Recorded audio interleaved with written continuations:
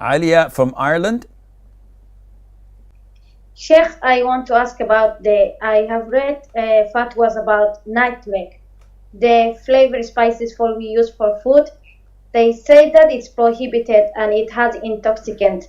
So I use it for flavoring of the food. Is that allowed or is not allowed? As you have read, Alia, nutmeg is a spice that, if consumed in large quantities, it intoxicates you. So the ulama, the scholars, have differed in this regard. Some of them say that it is totally prohibited. Exactly like the case when we have some chocolates with brandy or rum in them. So if I eat 3, 4, 5, tastes nice, but it's not intoxicating. I'm not going to be wasted. I'm not going to have a hangover next morning. But still it's prohibited. Why?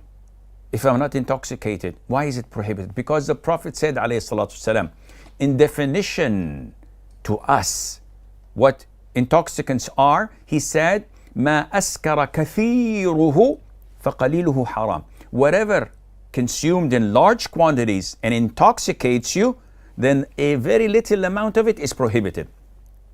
So if I'm a social drinker and I'm attending a wedding and they say, well, let's give a toast for our bride and groom, and I drink a little bit of champagne, I'm not going to be intoxicated, but it's totally haram. And it's a major sin. And I will be cursed for that. Now, this is a general rule. Whatever intoxicates in large quantities, little of it is haram. And this is why some scholars say it is totally prohibited. And I'm inclined to follow that opinion. Other scholars said that due to the fact that it's an issue of dispute and that it is not intended for itself, blah, blah, blah, a little bit of it is permissible. And I beg to differ. So if you ask me about my own opinion, which is backed by evidences as I've just stated, I say that you should avoid putting it in your spices, and Allah Azza wa Jal knows best.